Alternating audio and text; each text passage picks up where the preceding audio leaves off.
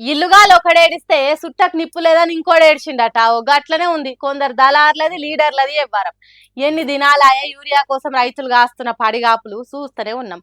చిన్న పెద్ద ఆడ మగ అని తేడా లేకుండా ఎండకి ఎండి వానకు దడిచి తిండి తికాణ లేక ఇచ్చే ఒక్క బస్తడైనా యూరియా ఇస్తారేమో అని ఎదురు చూడబట్టే ఇల్లు సంసారం ఇడిచి యూరియా సెంటర్ల కాడ ఎంత గోస పడుతుర్రో కళ్ళకు గానొస్తలేదు అనుకుంటే వీళ్ళకు. ఇక చూడుంటే యూరియా బస్తాలను దొంగతనంగా ఎట్లా మోసుకపోతుర్రు ఆంధ్రాకు.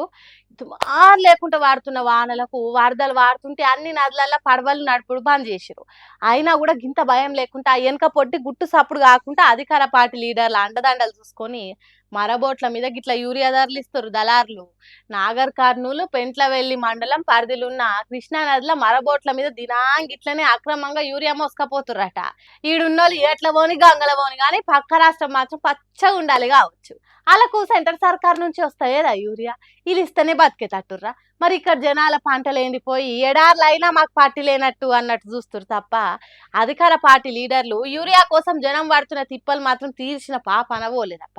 శీషి మరీ ఇంత అధ్వానానికి ఎత్తుకుంటారు. ఇట్లనే చూసుకుంటుంటే ఊకునేది లేదు. ఎట్లకైనా ఇలా పాపాలు వండే రోజులు జల్దీనే రాబోతున్నాయని తిట్టిన తిట్టు తిట్ట కుటార్చుకుంటారు తెలంగాణ పబ్లిక్ అంతా ఇది చూసినాక.